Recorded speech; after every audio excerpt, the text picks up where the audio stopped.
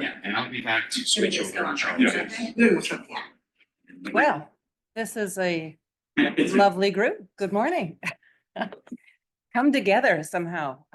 And do we have online attendees? Do you know? Yes, we have 7 online attendees. Well, that's wonderful. So good morning, everyone online. It's wonderful to have you with us in this conference. My name is Suzanne Moser, and I am here to chair this tremendously difficult task of our 3 speakers. So without much further ado, we're going to focus today on international experiences with migration. And I'm really looking forward to hearing first from Andrea. Is that right? Andrea Simonelli, who is Associate Professor of Political Science at Virginia Commonwealth University. And she will speak to climate migration as Earth systems migration, global relocations in the Anthropocene. So with that, Andrea, and we'll do 15 minutes each speaker. Sure. Okay. Sounds good. Good morning, everybody here and online.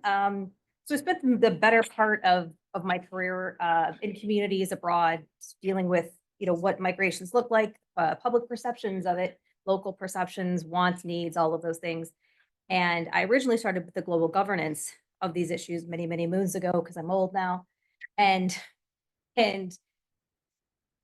I feel like the more I step back to start thinking about what are we really governing and what are these changes, I was so wonderfully happy to be involved a few years ago with the Earth Systems Governance law and justice arm of their organization to start figuring out, like, really pulling forth these tangled questions that are much more complicated, and sort of realizing where the limitations have been in this field, the way we've looked at things. So this is I guess, a conglomerate of 2 separate streams I'm working on that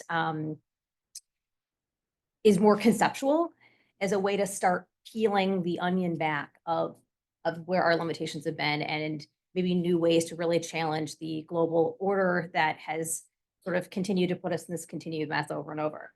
So let's hope I can click through this without a problem. Can you see the little remote? Oh, remote. Yeah, the big arrow. Yeah. Nope.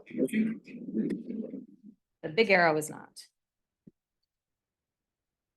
Unless I need to point it to more. I'm happy to use that. Whoever's gonna click. Okay, so. What? Yeah, so I think if you just click on this side of the screen. Oh, that'll do. Yeah. Let me back. Okay, there we go. Yeah. Just making sure I can follow this. Excellent. Okay. So managed retreat and relocations tend to be politically contentious. They are expensive. They are drivers of social dislocation and loss, which is something we've been talking about here quite a bit at this type of conference. And a lot of this is grounded in externalities and environmental racism, which keep a lot of lovely people living their happy lives distant from a lot of other people who are living with the consequences of all of their actions. So, the impact of lifestyle and modern capitalistic living. But if we were to take all of our emissions and equalize it, essentially, the problem is a systems problem because it's a problem of the system of capitalism and our externalities and how we do this to begin with. That essentially the system itself has caused the problem, and anything we do to lower emissions in the same lifestyle space doesn't really fix the problem. It just keeps spinning our wheels of how to keep maneuvering emissions instead of realizing that because of these emissions, because of the uptick in all of this, the movements and the issues we see are global. And, coming out of our own thoughts of governance structures and the 30,000 foot view, this sort of moves us to the 50,000 foot view of really looking forward to it. So what are we talking about? Well, the loss of flora and fauna, which support food and other ecosystem services, is essentially detrimental to our settlements, which is part of the long-term, loss of jobs, of livelihoods that puts us in a position to then have to move. So the ecosystem stress impacts habitability. And of course, this is the a priori degradation of other bionetworks, because all of these things are changing around us. We sort of are self-focused in a way, but the reality is it's not just us. The impacts of climate change are global and of every system that exists around us. So governance structures developed in the Holocene, which has been a much more stable time to be alive, are siloed. We've seen in our own analyses of these things, they're inflexible. They're dependent on the stability and predictability of weather and climate because we've still yet to govern this in a way that is reflexive or flexible in ways that really see these feedback loops. And so governance systems have struggled to respond and manage human migration, basically, due to climate change, failing to take into account the systemic nature of the problem and the scope of global relocation of the entire biosphere. So emphasizing that it's not just us moving, it's all of the things. So the idea of reconceptualizing migration and relocation in the Anthropocene is sort of in this way to untangle it, that in being very anthropocentric, we've sought to deal with ourselves, which is just one of the tons of things that are in motion. So what does our literature tell us about this? Well, climate migration literature, we talk about the threat of displacement, climate refugees still takes a big front seat, even though we all usually try to put it in the back seat. We have migration as adaptation. So much of this is right-based. The refugee discourse, we've got legal stuff to discuss. We have short-term relocations, and these are all conceptualized through the current legal frameworks, which are very rights-based and human rights-based, which again is very anthropocentric, with movement being irregular and complex. So we know a lot of things about how humans respond to migration or stimuli to migrate, because this is what we've been dealing with. But all of this literature itself is bound by Halcyon ideas and norms of international liberalism and neoliberalism. So it's not questioning the geopolitical place of all of this, just we're dealing with it a certain, mindset of it. And so, of course, we've got issues of national sovereignty, which determines the acceptance of any of these treaties that the UNFCCC continues to put forward. All of our concern for push-pull factors, and migration, of course, being caused essentially by development. This is a particular capitalist development we live in. That is how we got here. But all of these considerations, and even suggestions for all the legal and policy expansion in our field, are within the current conceptions of legal and policy frameworks, which focus on human rights, which again is the human primacy above all. So it is the right of us to not hurt each other, but we all continue to hold the right to harm everything else in the biosphere as a secondary. And when we only consider ourselves in this, not only are we missing a lot of the main point of what's going on, but essentially the migration is not just of us, all of these concerns, all of these biosystems are moving. And so we tend to see ourselves as the output of the end problem, but that's 4 steps later in where we're actually going with this, because it starts with the movement of other items, such as, like I said, flora and fauna. So insects move, birds move, and they're not going to do it within our timescales and to our liking, because that is not how it works. So this is why I began thinking sort of in a planetary focus. So the context of this is that we are not the only species becoming displaced. And as the changing climate pushes ecosystems to their breaking point, these things redistribute either naturally or through management. And the way I've been discussing this with lay people is through bears and pools, because 1, aren't they adorable? But 2, right? When we migrate and we take our habitability zones into places that they live, then they come out. And then we go, oh no, why are there bears in my pool? Well, because they're adorable. But mostly because we are in their space and they are now in what we're saying that they're in our space, but we're really in their space. And their movement toward something that's cool and nice, like a pool, would be normally in a streamer somewhere, but we've already bulldozed that, right? So part of just the generalized thinking about this, of where our interactions are often with definitely other species, and we look at it as our problem, but their movement is because of our movement, and these are all intrinsically connected.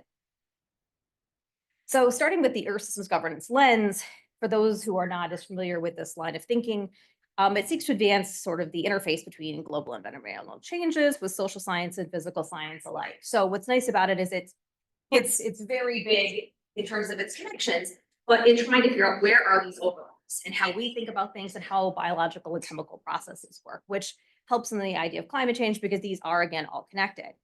So again, flora and fauna move through their own, or through our anthropogenic changes, and do so independently of the bounds of our governance structures. The monarch migration from north to south in North America to South America, they don't care that Trump wants to put up a border wall, right? Like they're not, oh no, we can't come back. Like this is the thing, no matter what governance we put up, animals don't think of it that way. So our current governance structures sit in this level of path dependency where our environmental and biological treaties are siloed from migration because we don't discuss them in tandem. And they're restricted by state sovereignty and municipal borders, which are things that insects, plants, carbon, as it moves through the air, does not care about. Because we don't interact with them, because we can't sit and have a conversation with some birds, because essentially all of these things are connected. So analyzing climate migration and displacement through an ESG lens considers various scales, systems, and subjects, which makes it a lot different in terms of how this works. And this is what has been my starting point, is taking some of the frameworks and working them through, then moving to the bigger project of how do we deal with this as a whole. So my initial work has been here, which I'm in the 2/3 done with the paper on that. But we still have plenty of conceptual issues. So like, who is the legitimate speaker or representation for climate migrants as they be human and non-human? Like we have a hard enough time deciding how to manage our own discussions of this versus bureaucratic approaches and leadership from the global South. And so we can't even begin then to deal with how does this get designated? How do we integrate sovereignty with international law with things that overlap borders and decide where they want to go regardless because of better conditions? And what levels of access are appropriate for humans and non-humans alike? I mean, we should have the essentials and equitable access to this, but clearly if we did, we might not be in the predicament we're in because we like to hoard it all and then tell everything else that it's, you deal with it.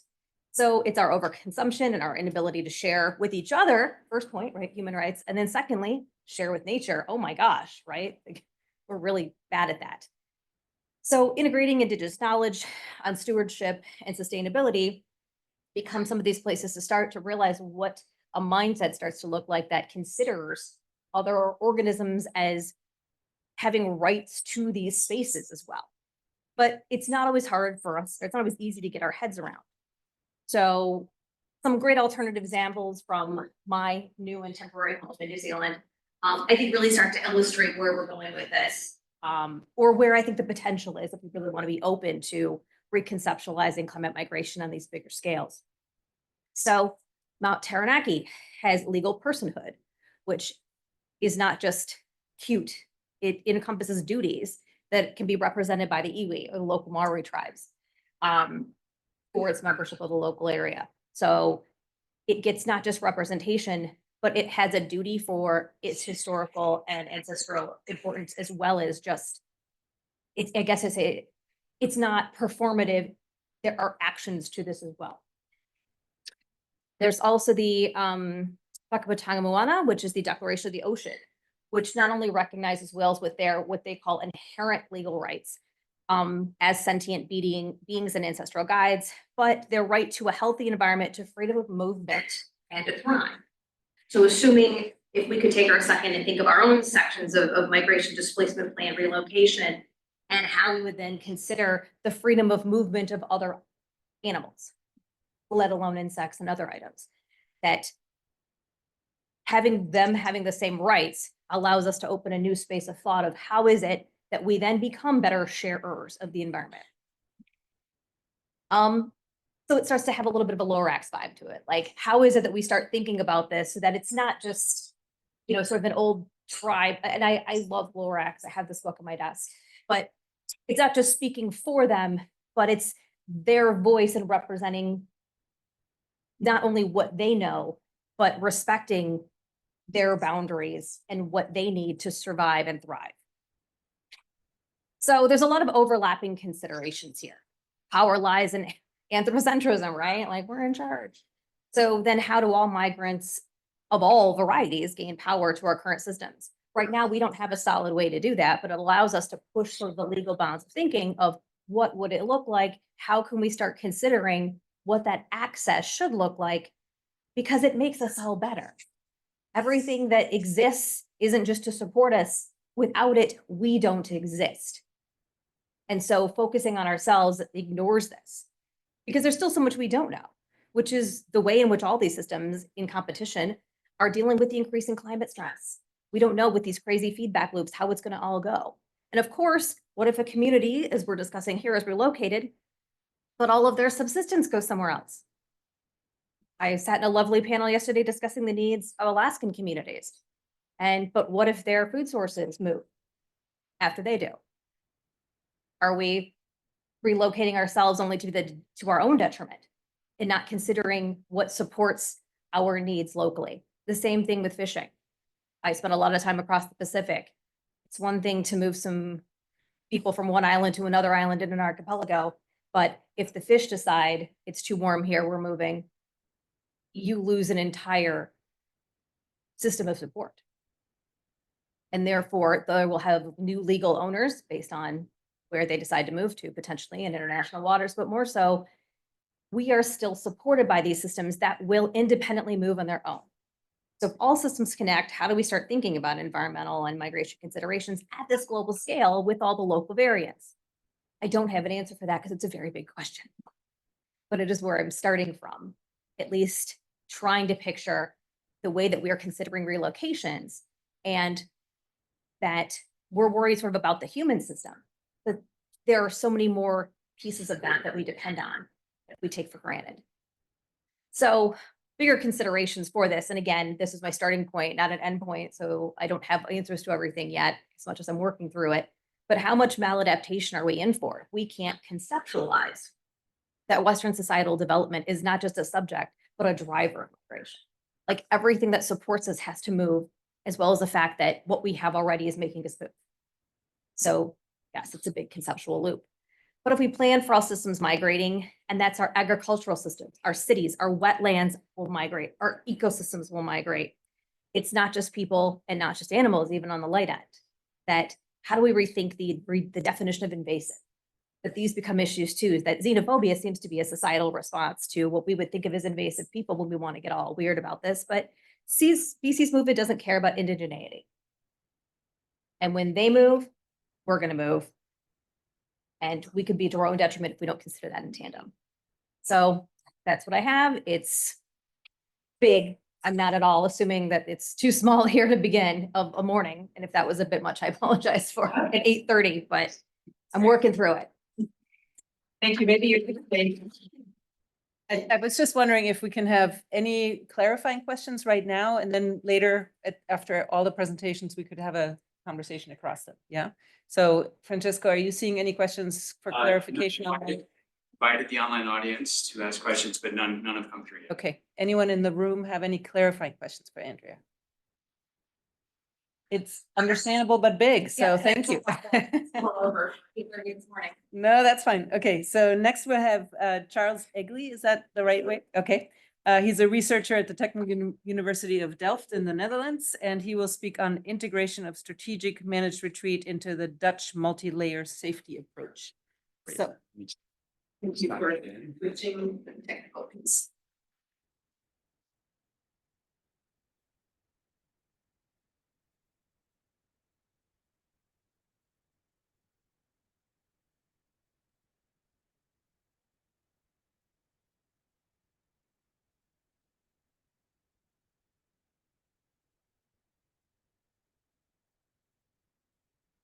Here it is.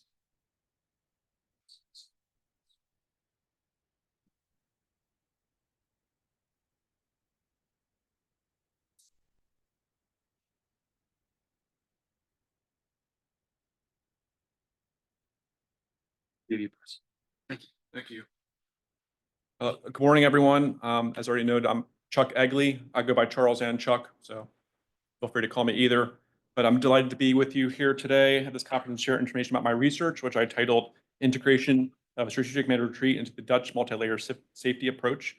So I'm a Fulbright scholar, and I conducted my research in the Netherlands through the Delft University of Technology, or TU Delft. I just got back. I arrived in the US on Sunday after having been there since August. And what I have today are my initial findings. A full report, which I intend to make publicly available, will come later. So before I get to my findings, I'll provide some background about who I am and my research. So as noted earlier, I'm a Fulbright scholar, and my scholarship is to study flood risk management in the Netherlands. I came to this research from the perspectives of both a city planner, which is more of my academic background, and an emergency manager, which is more of what I've done in my career it's mostly focused on critical infrastructure protection and preparedness. If you'd like to reach out to me, I've listed a couple of email addresses there, but just know that at the end of this month, my contract at TU Delft officially expires. So I'll only have access to the Virginia Tech email address there. So for me, my goal was pretty straightforward with my research. Given how recognized the Netherlands is for its ability to protect its lands and peoples from floods, I wanted to study the Dutch system of flood risk management to capture insights and recommendations to bring back to an American audience, especially because of how frequent and severe these events have become due to factors that include climate change. In the aftermath of one such event, Hurricane Michael in 2018, I was drawn to comments made by the then FEMA Administrator Brock Long, imploring the nation to think more about where we live and how we live there, and to mitigate the severity of future disasters. I guess this is advancing by itself. I didn't realize that. I'm sorry. Go back.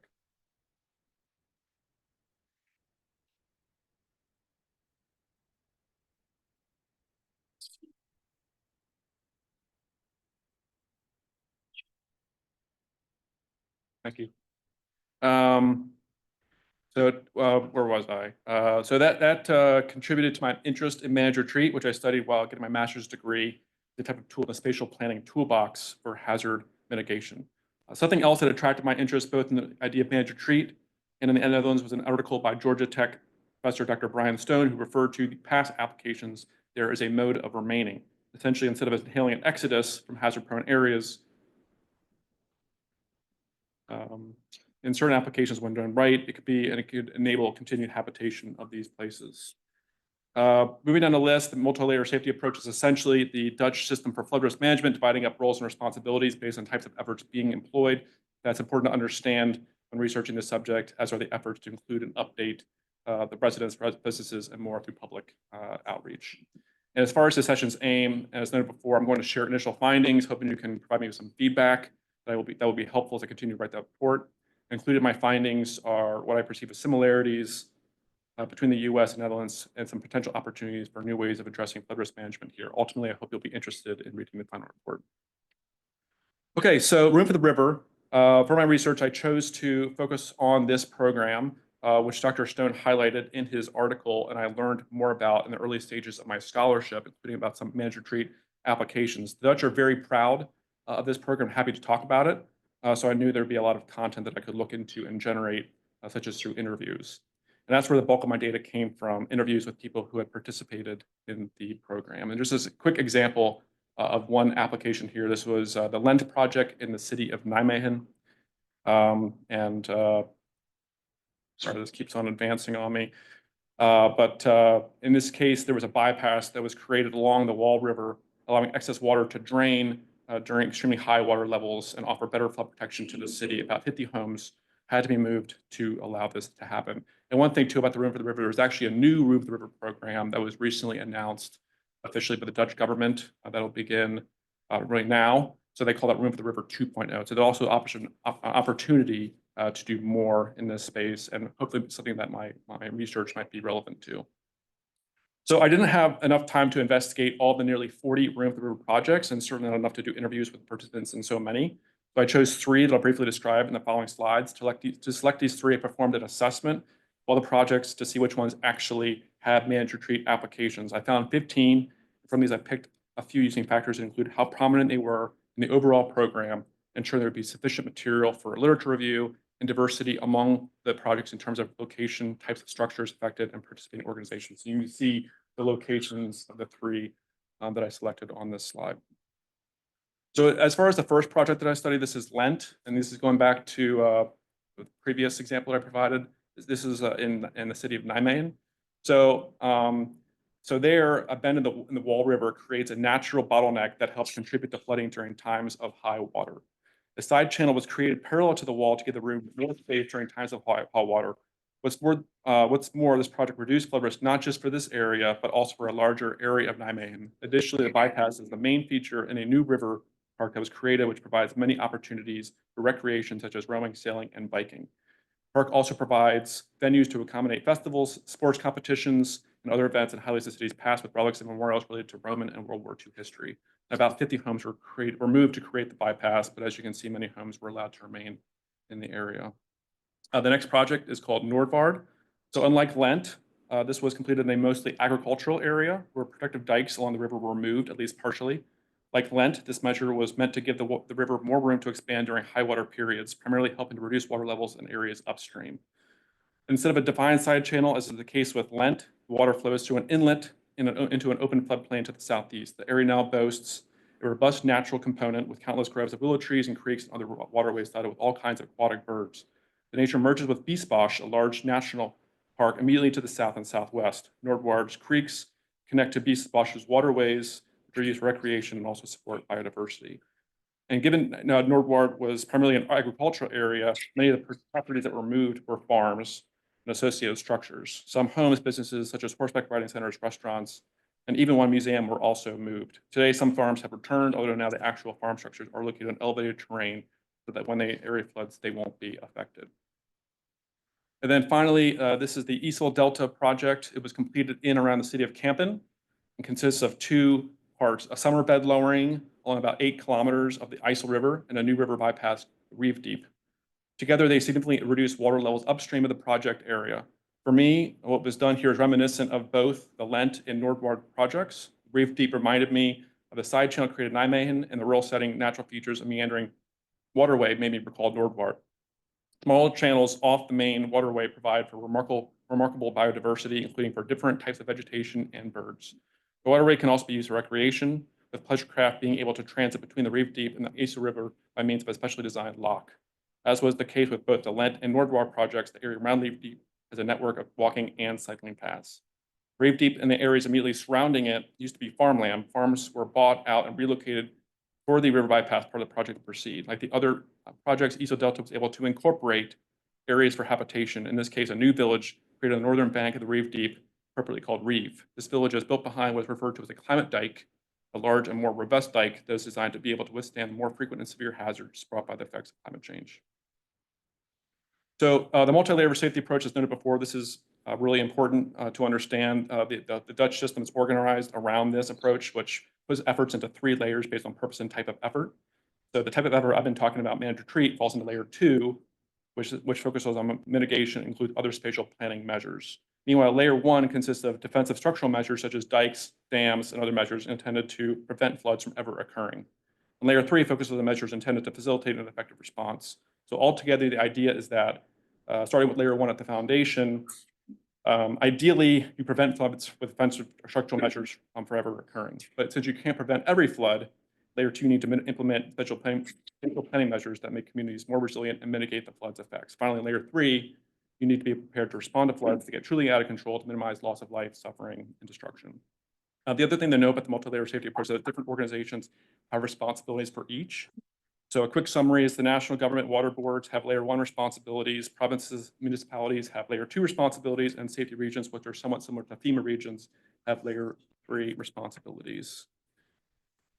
I'm going to move along in the interest of time, so part of my research involved validating a framework I created depicting how managed retreat integrates into the multi-layer safety approach. Essentially, it shows how managed retreat being implemented in layer 2, then supporting layers 1 and 3. For layer 1, by facilitating the movement of people away from flood-prone areas, reduces the need for new and expanded preventive structural measures, which is becoming more of a challenge in the Netherlands. And in layer 3, it helps mitigate the effects of floods and makes built environments more resilient, reducing the need for response and recovery. And I validated this, or I sought to validate this in my interviews with people or participants in the past from the river projects representing those different layers.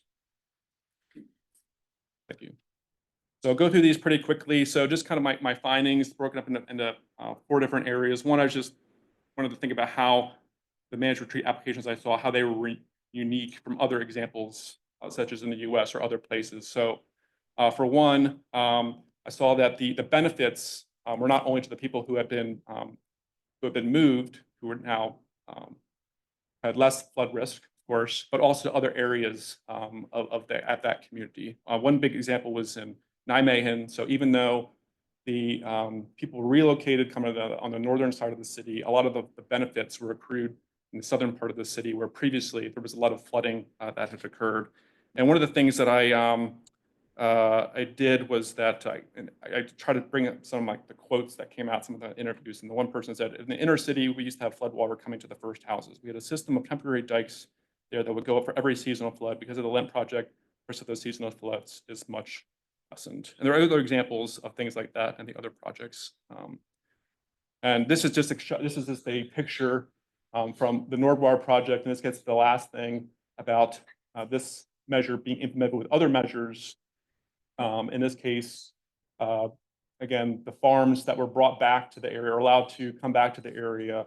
Since there is still flooding that occurs in this area, they were elevated. So the actual structures were elevated, and the actual area where the crops can be, that area can flood, but those structures are protected. I think it's also just really important to note that without these spatial planning measures, including help by manage retreat, they wouldn't have met their flood risk reduction goals. It was just not done to meet a certain and make these more palatable to some constituency or something like that, but they actually did help to meet the goals. There was one big example where in the Easel Delta project, they wanted to just do a summer bed lowering, so essentially lower the river so it could take on more water. But they understood that after some analysis that was not going to work, so they had to do the river bypass in order to meet those goals. So it was an important part of this. Also, just the experiences were predominantly positive, as stated there.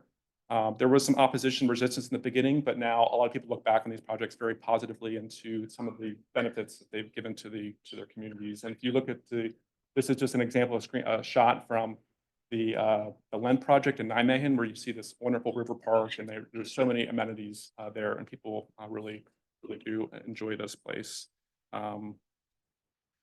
It is some of the challenges. I did discover that while people kind of in theory, so I did discover that while people did in my interviews, while people kind of like would sort of agree with the idea of managed retreat, it was hard to really get them to commit to saying that they would do these things again, especially if they had not been part of doing them in the first cases. So I thought that was somewhat interesting. It wasn't necessarily their own opposition to the idea, but they just kind of brought up things about the emotions that might come up from the different people who would be affected by this and stuff like that. Other issues of lack of trust in government and things like that. Some of the things actually that we experience here in the US, of course. Again, going back to this idea of like where we live and how we live there, it's one thing is, so if we're going to continue to live those places, we at least need to live there in a more resilient way. I had this assumption of the Netherlands being this place where there's a lot of floating homes and there's a lot of very resilient construction, but it's actually a little bit less predominant than you might think. And this came up in the interviews too, people saying this is not something we really do that much of. So in the Lent example in Nijmegen, there were just 2 flood resilient homes there out of the whole project. So you see these things, they like to really kind of highlight them, but they're done very minimally. And then there's finally some tension. So although this is a paradigm shift, the Netherlands, we're still seeing as the traditional approach really kind of based on the defensive structural measures that is persisting. And there are a lot of reasons for that the status quo is continuing to dominate. And one of them is there's low flood risk awareness, which is also another assumption that I had. I thought that the Dutch would be very kind of attuned to this idea of flooding, given that they're in a low-lying area and past experience with the floods, but it's not something that they really think a lot about, partly because they've been so successful with their current system. And the last thing is just the other big challenge with the Netherlands is they have a huge housing crisis. So there's a huge need to build more houses.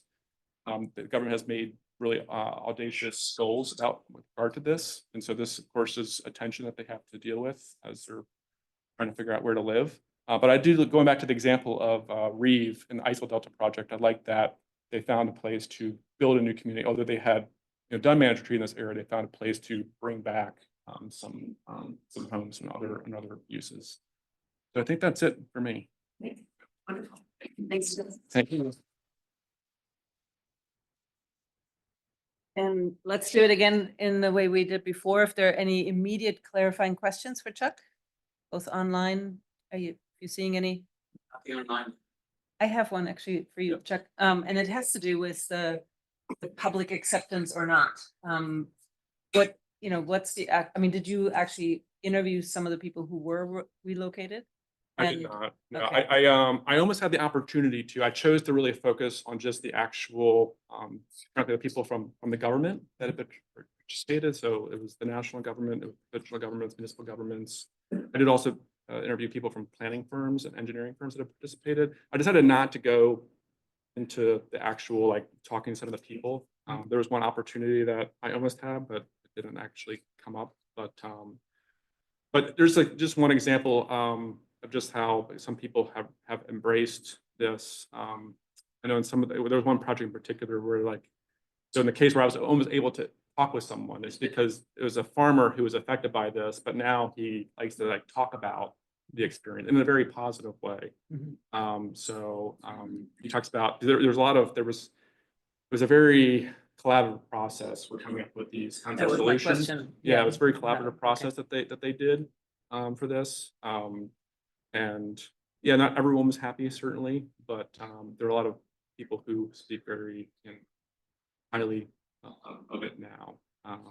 Yeah, many examples I could probably go on about that, but without going into too many examples. Okay, great. Thank you. All right. Well, thank you very much, Chuck. And now we have our third presentation, Natalie Weiss. So she is online. She's online. Okay, Yeah, so, great. I will.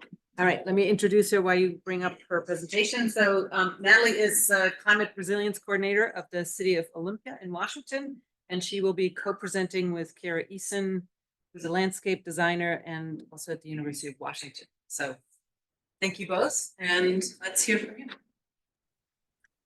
We also have one more. Can you hear us all right? Yes. Okay, great. Well, I'll get started today. So our project is called Riverfront Revival: Informal Settlements Leading Change Through Design in Kathmandu, Nepal. And my name is Natalie. Thanks for the introduction. I'm co-presenting today with Kira Easton, as you mentioned, as well as Grace Brennan. So our project today, we're going to go over, oh, you can go next slide. Perfect. We're going to go over today just a bit of an introduction on Nepal and Kathmandu and a little bit of the motivation around the project, and then move right into the design process and the preferences that came out of our community engagement workshops, and then some next steps. So a little bit of introduction. So who we are, we're a group of University of Washington Masters of Landscape Architecture students who recently graduated, and we're presenting today on our 2-year capstone project. So Kira and I worked the first year and graduated in 2024 on the project, and then handed it over to Grace and Jessica, who isn't presenting today, for their 1-year capstone project in 2025. So in case you aren't familiar with Nepal, it's located between China and India, and Kathmandu is the capital of the country, located in these kind of hilly foothill areas right to the south of the Himalaya. Our partners, these are really our key anchor points on the ground within Kathmandu, and their name is Bosch Nepal, which stands for Society for the Preservation of Shelters and Habitation in Nepal.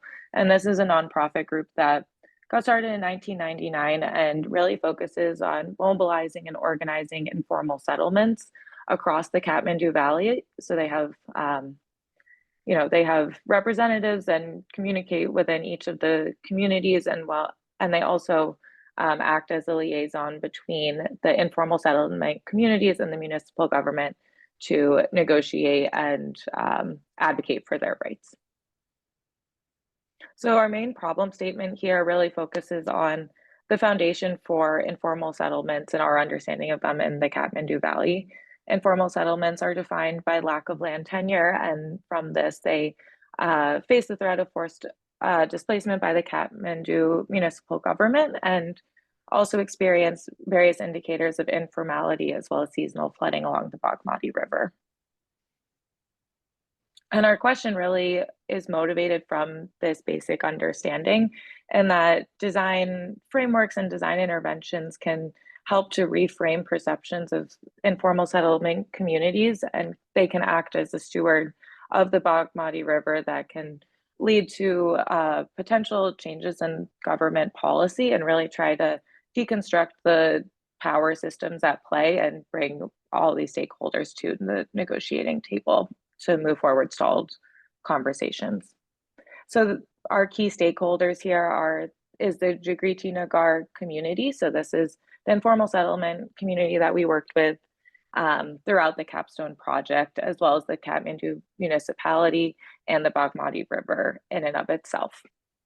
So our design interventions really aim to promote unification and goal alignment among these three entities. And overall, our outputs must be accessible to each group and really show the benefits that a project and conversations within the informal settlement and between the informal settlement with the government can offer. So the project, as I mentioned before, it really spanned over 2 years. So the first year was focused on offsite research. This is where we did basic visualization and design feasibility research, where we looked at, you know, what land is available, how many people are there, what massings could accommodate these people, and what's the full suite of possibilities available to the community. From there, we created design scenarios, which we'll be going over in the next few slides. We created these design scenarios that then were brought to the community in year 2 for on-site community workshops. These workshops really aim to narrow in on what was preferred by the community from these diverging designs, and where they can then take these outputs, whether they're grant materials or graphics, to bring to ongoing conversations with the government to then lead to a full build design down the road. So this is what the ongoing work is. So the real motivation here for the project, as I have alluded to, is that Kathmandu is a very, very dense municipal area. There's not a lot of space for, you know, new people, communities, and land tenure specifically is a very contentious issue in Nepal from their caste system, as well as other political systems at play here. And informal settlements make up about 7% of the population, are really concentrated along the rivers within Kathmandu. And this is primarily because the riparian buffer zone is public space within the city. So this is primarily where informal settlements squat on public land here along these riverbanks. From this lack of land tenure, there's a lot of cascading impacts, both from the built environment as well as health to the community. So as you can see here, this is an example of what the community looks like along the riverbank. It's a lot of temporary materials. There's a lot of financial instability that can lead to not having more permanent housing, but also just the threat of eviction and not actually owning the land and not wanting to invest that type of you know, physical asset on that land. From seasonal monsoon flooding, this temporary materials doesn't offer a lot of protection and can lead to further exposure of hazards, either from contaminated water, air quality, or just physical disability from living in an unstable housing. Another main challenge here, as I also alluded to, is just the political threat of forced eviction from the government. The municipal government currently is really focusing on redeveloping the riverbanks and the riverfront to be more beautiful and to like beautify and have all these like riverfront parks. And they really see the informal settlements as a key barrier to achieving these goals. And then lastly, we have seasonal monsoon flooding. This has always been occurring in Nepal, but as you know, climate change has really exacerbated these events and made them more frequent and more intense. This picture is from this past September, which was one of the largest events and in recent memory, and really re-emphasized the need to start working with informal settlements to make sure people are safe, as well as you know, working with the riverbanks and how design can push flood mitigation as well as safety forward. So our community that we were working with, Jagriti Nagar, is about 125 households and 460 people. And I think the keynote really here is that just under half of the population is under 19 years old. As we had mentioned before, much of the community from on-site analysis really does lie within this 20-meter setback, which leads to vulnerability and exposure to potential government eviction because they're on public land. There also is the historic flooding, and through some on-site mapping and from resident stories, we can see the exposure to seasonal flooding as as they've experienced, and many of the residents do temporarily leave their location during monsoon flooding and then return after the flood season. Thank you so much, Natalie, for that amazing introduction. I'm going to move us forward into some of the work that we've done in between these 2 years, starting with year 1 and the offsite design development. So as mentioned before, we really wanted to come in with a full suite of options. And when it comes to relocation, there's a big gradient. So all the way from take no action to relocation to moving to another area. There's also upgrading and improving in place, which keeps the existing footprint of the community, rearranging the housing to move further back from the buffer riparian areas, as well as land sharing. So there are 5 total here with 2 different possibilities for land sharing. And with the help of the community and our local partners, we decided to move forward with 4 of these proposed options, focusing on 2 different land sharing schemes. So from these schemes, we started looking at local design typologies in a kind of 2-pronged approach. So not only did we look at the riverfront area, the public area, we also looked at the different types of housing structures, from a single low density to townhouse medium density, and finally, high density apartment styles. And then on the landscape side, not only did we want to focus on historic plaza places and areas of community gathering, we really wanted to pull in that ecological side and find other ways to integrate room for the river. But these isolated typologies certainly aren't going to get us to where we want our final project to be at. So progressing these forward, we moved to a site plan and analysis of the site plan. For each of these schemes, we created different plans that had a lot of these different typologies actually on site that really integrated the public riverfront area and the different types of housing capacities. This specifically is one of the land sharing opportunities with a big riverfront area and a condensed housing structure. From then, we also wanted to have multiple ways of visualizing this that were both illustrative, but also left enough space for change to be done within these designs, as they're very schematic and high level, conceptual. And this one in particular, this section is showing how the river is changing and how the public space is changing with it. So as the river rises, the public space is moving back and forth. And in addition to these sections that are looking more on the ecological side, we're also having these more immersive perspectives that are showing how the public space can run. For here, we were looking at the first level being really focused towards storefront, community areas, and commerce. Which actually leads us to these final deliverables for this first year. So after talking with advisors and other local stakeholders, it was determined that staying and building in place in the exact footprint was just not going to be a viable option. So we ended up with 2 land sharing options and 1 relocation area, option that we wanted to then bring to the community to get their opinions on. Which transitions us into year 2, which is where we're getting into community workshops.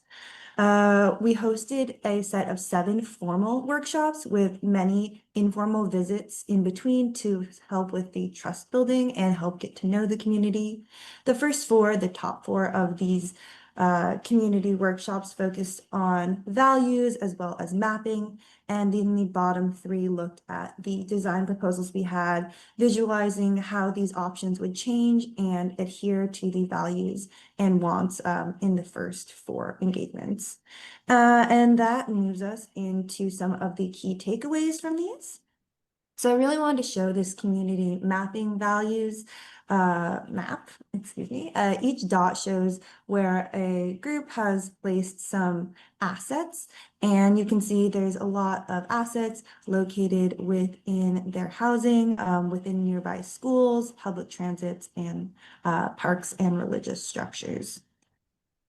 We also have a condensed version of what the values, resources, challenges, and opportunities were. And I just want to highlight some of these top. Within values, education and health were definitely at the top, which goes hand in hand to the resources that they'd like to have available to them for infrastructure. Schools and education and hospitals and healthcare really go along with that education and health piece and values. When we look at challenges and opportunities, river flooding and the availability of pure drinking water are there, as well as having some paved roads that are key parts of formality in settlements. And then we were able to get kind of this preference from the communities on what the existing aspects of these designs were and take some of those pieces forward. So these did not go forward as entire designs as we presented them. We really wanted to take the parts of the community that they valued the most and move those forward as we updated these designs.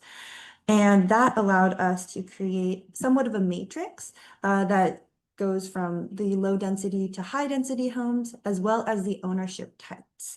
And this is just important to note that these lie within the matrix and are very specific to this community, but there are a plethora of options that might work better for different communities based on what their circumstances are. So what we did in yellow is kind of the designs we went through, and what we did in red was definitely not feasible for this specific community. So that's And go ahead. yeah. Sorry. So that brings us to our community design preferences, which were developed after the community engagement process. And we have 3 different design scenarios to just run over quickly today. The first one. I just quickly mention you have gone over your 50 minutes, so if you can just, wrap up in the next few minutes. Great. Okay. So I'll just go over these really quick. The first one is a full relocation build, where we would move the community based on the site selection criteria that we've outlined in the next slide. Here, and the Asian Development Bank, which has allowed for a lot of funding in this region, has identified many different locations, which is on the next slide, throughout the Kathmandu Valley, and we've proposed using the Manahara River for our relocation site. So the relocation site is 2.5 kilometers away. We also looked at the site resources that are right around the proposed new site, and it's very well resourced, almost better than the existing location of Jagriti Nagar, so the community was really interested in that. And then we also looked at different footprints that we could take up. The Asian Development Bank proposed relocating into this historic floodplain, so we kind of pushed back on that and we're like, well, if that is the case, then we really want to be in the outer edge of the historic floodplain. So that is what this graph here shows. And then moving on to our next community design preference, this one focuses on land sharing, which uses the community forestry framework, which is currently very successful in Nepal. And we would use that framework, kind of restructure it for rivers and create like a river stewardship program. And that would involve a public-private partnership where the community members could have stewardship over the riverfront land. So, this can look a lot of different ways, but definitely thinking about how we can use the land during flooding events. And then here's just a brief site plan of what this could look like, which we can definitely answer more questions about this later if they come up. But I will get into the final design preference, which sorry to rush through these slides, but just want to be respectful of everyone's time, is the land sharing riverfront park option, which is extending the blue-green corridor that the government is currently proposing with the Asian Development Bank upstream towards Jagrichi Nagar, kind of using the existing framework that exists. In our research, we did identify that there is quite a few current design strategies that really exacerbate flooding issues. So we wanted to think about how we could take the existing design strategies, alter them, and address the issues that are coming up with it. So here is just an example of what that plan could look like, really thinking about multi-use flex spaces that can be flooded. And then just diving into one of those. Oh, and this is what, so that it could flood all the way up to this line. And this is really taking that room for the river approach, which has already been touched on today, which is awesome. This is just a zoom in on what the site could look like with, these raised pathways that could also retain water during peak flows. And then just to get into our key takeaways from this design process, we found out that private land ownership is paramount for the community, and that land tenure is really contentious within Nepal, but we really were thinking about how we could steward and manage land in a way that progresses economic and community development, and then thinking about existing park development patterns that can be better respond to local community conditions. And then finally, we spent a long time thinking about next steps, and we have confirmed capstone partners to continue this work. There are many different avenues, which are shown here in this figure, that we can take this work forward into next steps with our projects, and all of them kind of support our main goal of a full build of equitable river corridors in the Kathmandu Valley. From the community engagement, we came away with 3 main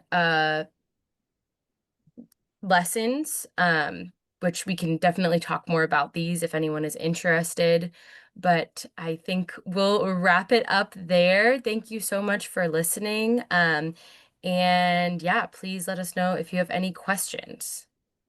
Thank you so much for that presentation.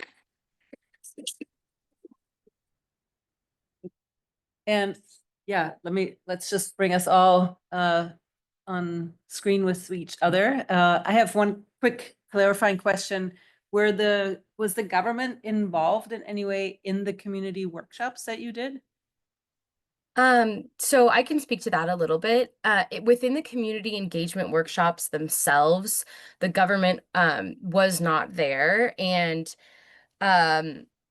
that was kind of strategic because at this stage in the project, we were really working to center the voices of informal settlement communities. So we wanted to ensure that they had the space to ideate and create without the influence of the government. But we also did go out of our way to ensure that the government, got their voice heard through conducting interviews and meeting with government officials during our time in Nepal. So we learned a lot from those interactions as well. One of the main things that we took away from those meetings were that none of the different governmental offices were really sure whose responsibility managing the informal settlement communities were. So that's something that we've identified as a pathway forward for moving this work ahead. Thank you. All right, I want to open it to other clarifying questions and then to broader discussion. There's some interesting overlaps of all of these. Yes, there's a question in the room. Yeah, sorry, you can't see me on the screen. Oh, there, hi. But yeah, I was wondering, the designs that you showed look very, very different from the photographs of these locations. I was wondering if there were any reactions to folks in the workshop saying like, oh, this would be great, but like it's hard to imagine in this location, or anything like that, if there were like different reactions to those design mock-ups. Could you hear the, Yes, yeah, I could hear that question and I can speak to that as well. The community really really appreciated the designs that Kira and Natalie put together, and were able to kind of like put themselves in that space, which I think was really cool. But I think what we learned from presenting those initial designs were that you know, the community has a few things that they would really like to prioritize, which we then tried to incorporate in our next round of designs.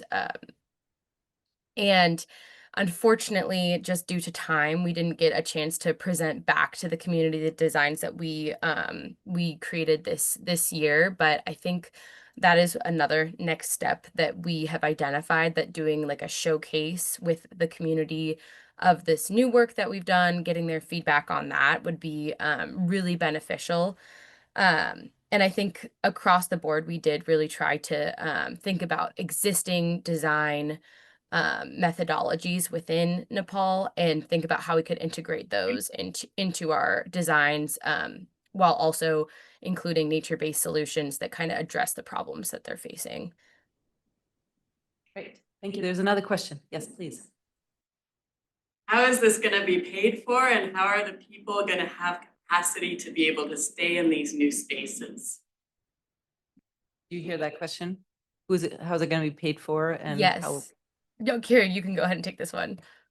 Go ahead. Yeah, so part of this visualization, and this I think connects back to the previous question and why some of these might not look like they're very different from what is existing there. It's going to take a lot of steps to move it forward, a lot of funding, as Grace mentioned, from the Asian Development Bank. So part of the development of these different schemes, these different design proposals, is to be able to have something that is very visual, something that is kind of more on this high level design to be able to present to these funding agencies. And so that is how we're hoping that these projects are going to be moved from this conceptual level to something that is actually built in place. And with that, we're kind of moving the needle slowly but surely, starting with a area that the community can dream big, the community is able to actually have their wants prioritized, instead of this top-down approach that we've seen historically, and allow that to shine within development. So what is wanted by the community is actually getting builded and funded based on realistic wants from the community.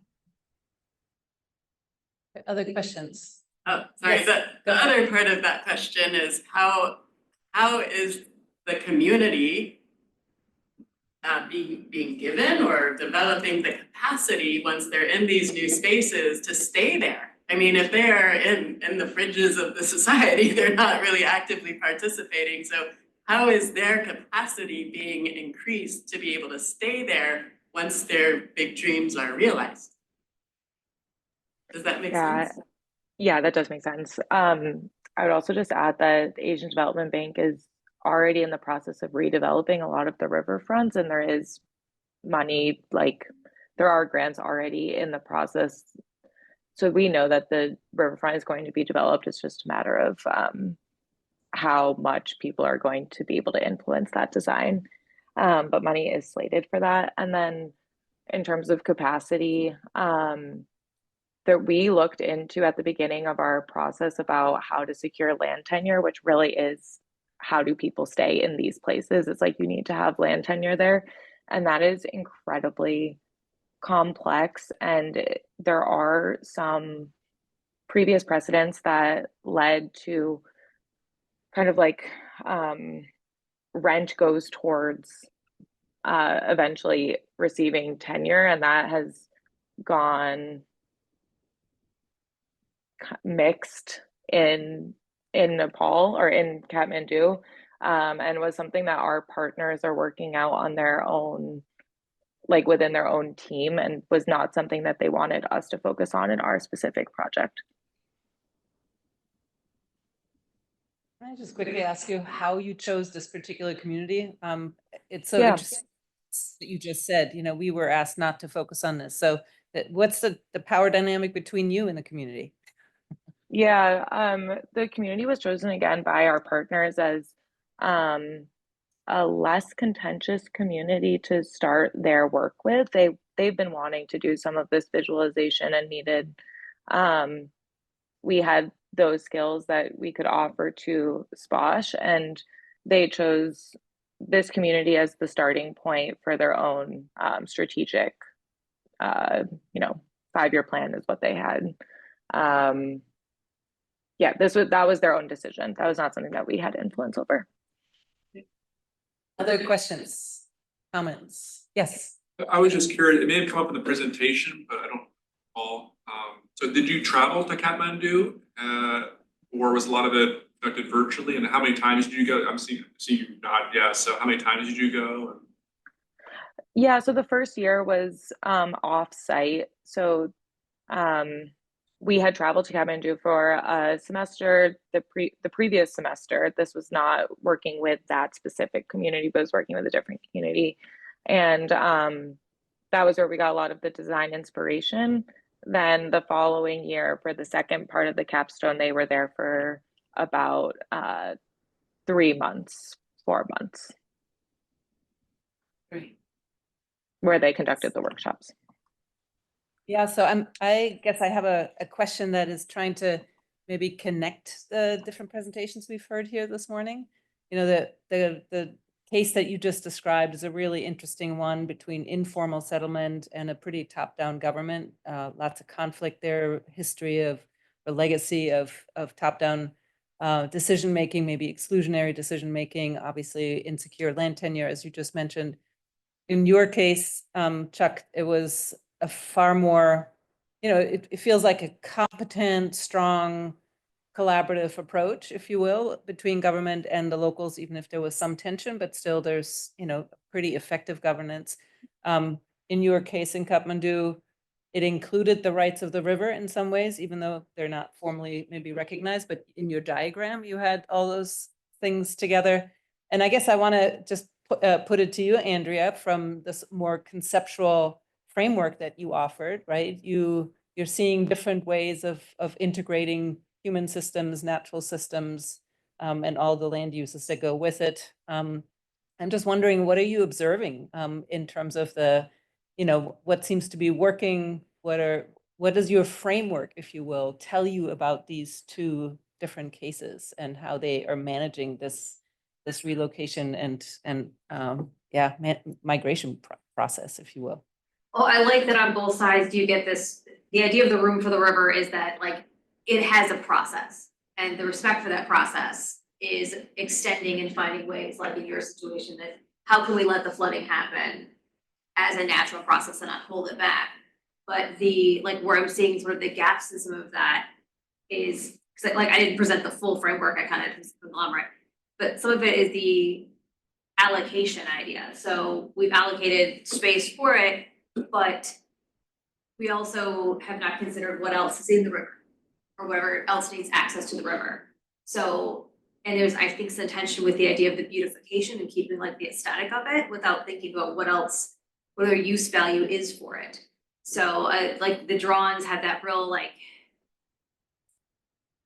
I guess, typical Western built up way of doing things, but doesn't really integrate any other wetlands. It didn't look like, in some ways, even the raised farms, there's not an integration of other indigenous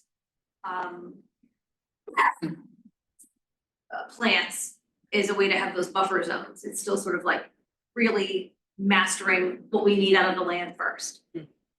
Was that actually, it seemed in your missing something between, yeah. At least in Kathmandu, you tried to integrate nature-based or, natural shoreline. Is that correct? Can you maybe speak to that?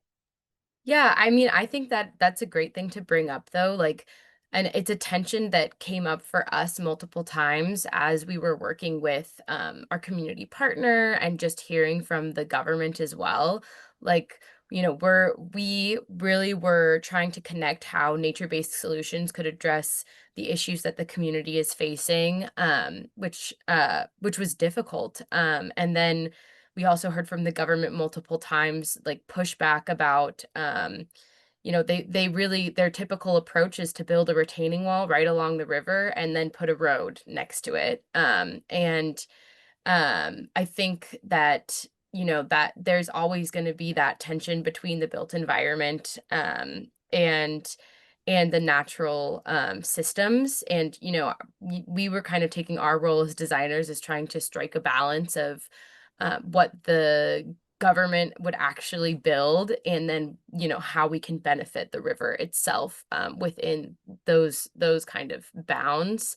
But we really did think about how we could incorporate things like phytoremediation terraces and multi-use floodable spaces that kind of reintroduce riparian vegetation back into this system. But yeah, I totally agree that this is just a conversation that is, you know, really, really present within Kathmandu, and they are really more focused on those more built environment aspects. So I think it's about learning, and our role as designers is to introduce like how you know, softening river edges can kind of like help them out, because they usually don't want to take that approach. But how about in your case? I know you mentioned multi-uses after the you know, re-engineered landscape basically, but how much attention was paid to the needs and rights of the river, if you will? Yeah, well, I was gonna bring that up, I think after your presentation too, but I remember that coming up at some point. I didn't focus on it a whole lot, but like thinking of the river as an entity, unlike it had been in the past, and like having rights essentially. So that's something that's new in the Dutch system, where so much in the past has just been kind of mastering the environment and fighting the water. It's kind of a term that they've used there. But one thing I wanted to highlight too. So with the first river program, there were two goals. And it was flood risk management and then spatial quality. And then with the next one coming up, they have 5. I'm probably not gonna remember all 5 of them, but it's those first 2, but it's also the navigability of the waterways, and then drought, and also issues with soil. And so there's continuing to be this kind of like mindset of how do we, you know, continue to be able to use this, you know, like get function out of it. Because yeah, in the past, so much of the issue was getting the water out of the Netherlands, so they didn't have flooding, but now they're dealing with drought. When I was there, drought was actually becoming a big issue. Yeah. If you saw some of my pictures, I mean, it was great for me, but when I was doing those tours, they were all bright sunny days. For the past few months, it was like remarkable. They were talking how little water there had been, how anomalous that had been. And so, you know, there's drought issues now. There's also water goes down, the ships can't go down the rivers and the canals and things like that. And so I brought this up with one person about this being a challenge that they have. And she said, well, it's also an opportunity too. And I think it's kind of getting into this idea of evolving a way of thinking beyond just kind of mastering the rivers with dikes and some of those other hard infrastructure, and, you know, employing more nature-based solutions, and just, you know, allowing nature to kind of work as it's intended, and maybe you'll achieve all those goals through more incorporation and things like that. So yeah, it remains to be seen, because again, the status quo really does, you know, it continues there. It's a lot we could talk about that, a lot to unpack there, but anyway. yeah. I have a question for the 2, I guess each presentation, is I'm thinking about some of this that I'm unaware, and maybe this helps too for all of us to clarify, how are the locals using this water? Because I would think the informal settlements probably have a higher use value than the folks in the Netherlands who might just be fishing or looking at the water nicely from their homes. I'm not sure like what kind of use do each of them see of these waterways? Yeah, do you guys, Grace, Natalie, or Kiara, do you want to speak to that first? I can One of you? speak to that. So the Bagmati River is incredibly polluted. Unfortunately, there is only one wastewater treatment plant for a population of like over 3 million people in the Kathmandu Valley. So, you know, a lot of what we heard from the community is the river smells bad. It's, you know, they don't want to go anywhere near it, and they don't like living next to it. It's not pleasant. And we also heard from them, which was, you know, really sad to hear, that they remember when they would use it for bathing and swimming, and it was like more of an active resource. So there has been a big change in how it has been used in, you know, as Kathmandu has undergone urbanization. But at this point, the residents, you know, it's so polluted that they know they can't use the water or even get near it. How about you, Chuck? Yeah, so you know, beyond just kind of the recreation, kind of the aesthetics things. I mean, there is as I mentioned before, there's a lot of shipping that does happen on the waterways. You'll see that when you're there, and also just agriculture. I mean, it's a huge agricultural area. Most of it is like livestock, you know, cows, dairy is big there. It's not really, the soil is not suitable for like, you know, kind of crops that we would have here. It leads to land subsidence. They do too much of it. Lots of potatoes and corn, though. Yeah, My yeah. brother has those in his neighbor, so anyway. But yeah, so it's yeah. I mean, and also just water supply. I mean, they've done a lot of projects. And if you go to the further to the north, some of the other projects, you know, they dammed off what's now called the IJsselmeer. So they essentially created kind of a large inland lake, what was previously coterminous with the sea, in order to basically make a big freshwater you know, basin that they use for drinking water. And it had a number of benefits. One was also against storm surge, but yeah, it's just a lot of uses, you know, and you know, but I mean, yeah, definitely the projects though. I mean, like the ones that I highlighted. I mean, like, I think the community benefits that came out were really kind of that recreation, things that make people to bike around, walk around, sail, kayak, things like that. Any other questions? Yes. So, taking the rights of nature movement, which I think is deeply informed by sacred connections with nature and the landscape. I hear a lot about the emotional trauma of leaving homes. I don't hear about the potential of tapping into that sacred relationship to help tend these spaces or transform them from the community, from within the community, by tapping into these kind of deeply deep understanding of why the river should have rights, you know, which to me is because there's a long and storied sacred relationship with it. It's a recognition that we are tied and we're a part of each other and all of that. I never hear that. I haven't heard that in this conference yet.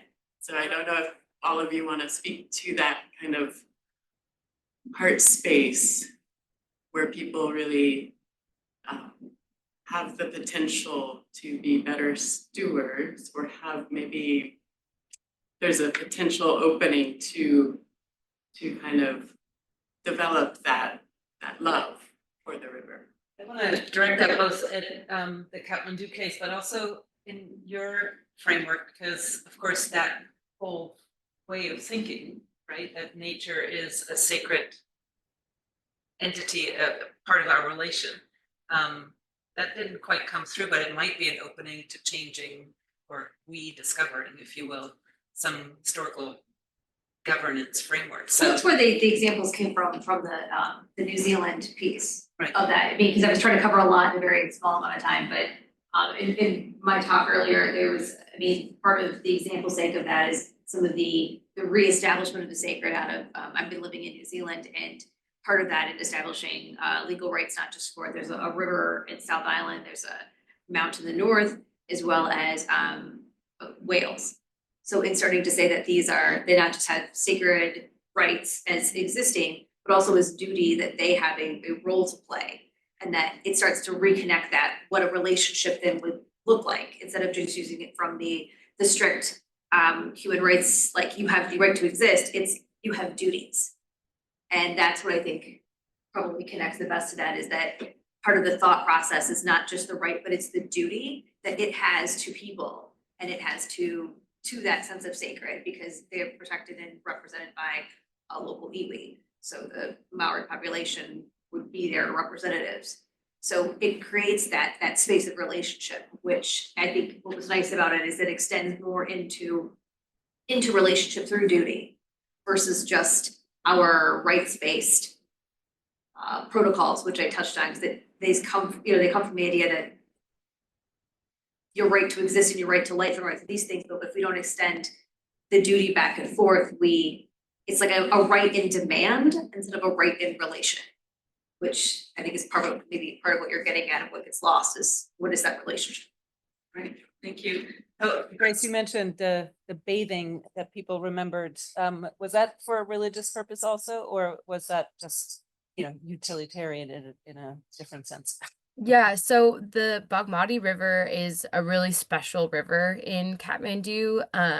So there is like a lot of cultural significance. Some of the rites that are done on the river is when it's like key to their cremation process. So I mean, it is really historically significant, but I think in this case, in many ways, that has actually complicated the approach to managing the river. I think the government in some ways is just kind of like at a loss of how to approach it. But I totally agree with trying to figure out how to tap into that heart space for this space that, like, from the community we were hearing, it used to be something that was like really meaningful to them, and now it's something that they're just absolutely terrified of.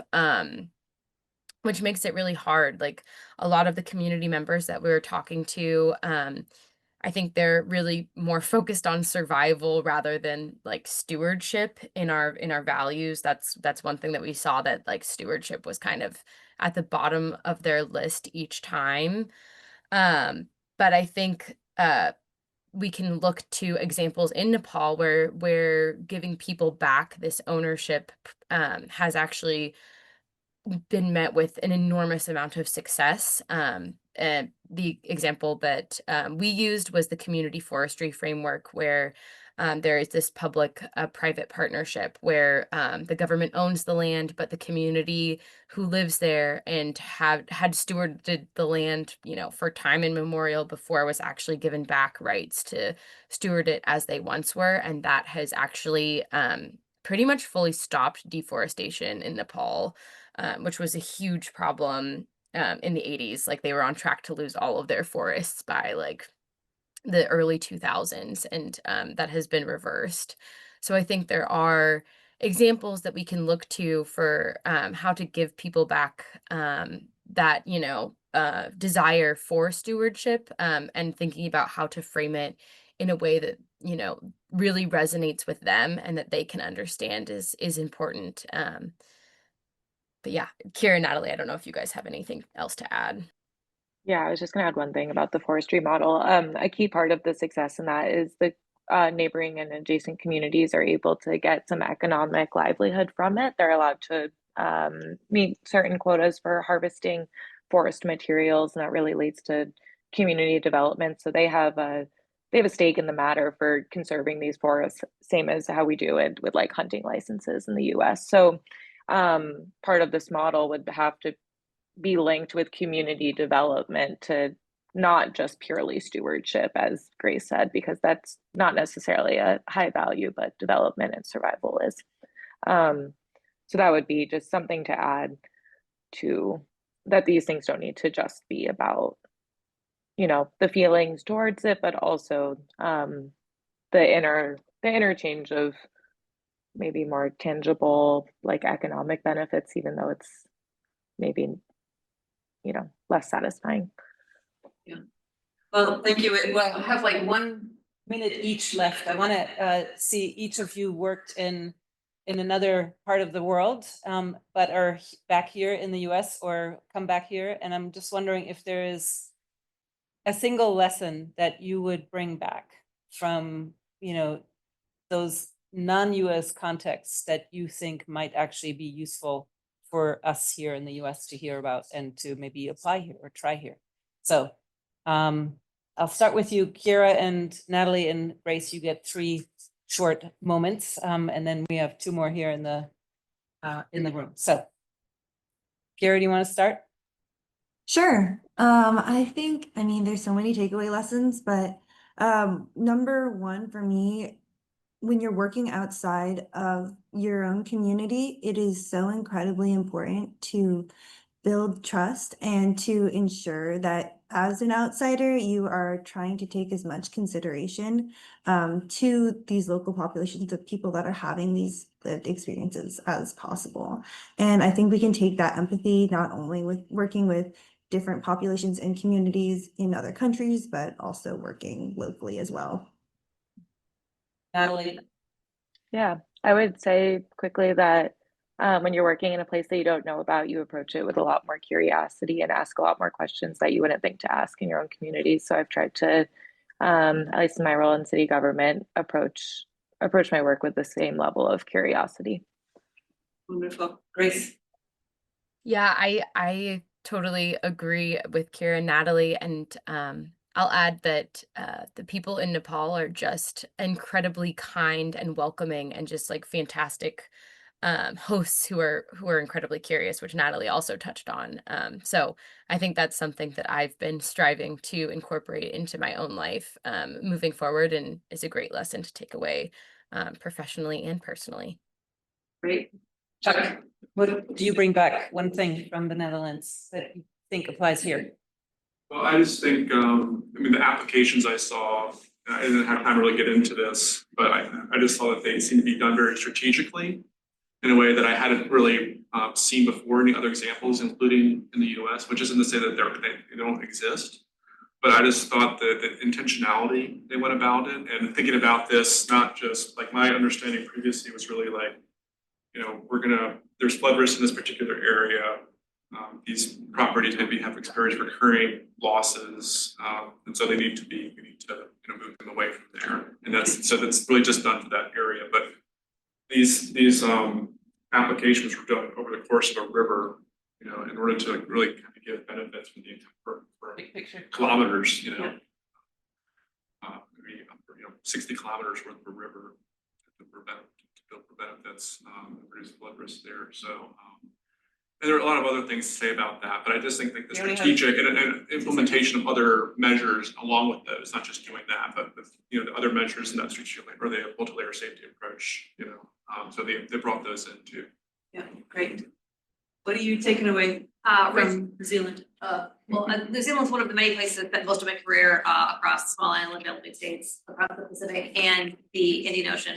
I would say reflexivity and a re-thoughtful and a reconsideration of our own paradigmatic thinking, that almost everybody in the communities everywhere I spent, they are not nearly as vulnerable to the impacts coming towards us as we are, because they know how to live in their environments and we know how to live in boxes with technology. And that is only going to hurt us because our managerial way of thinking of more technology is sort of antithetical to actually how to live with nature to begin. Right. Well, thank you everyone for your presentations and your comments, your questions. Really wonderful to hear the discussion too. So thank you all. And for those of us here, I guess it's now coffee break. And for those of you online, I guess breakfast. I don't know, you're in Washington. So thank you all.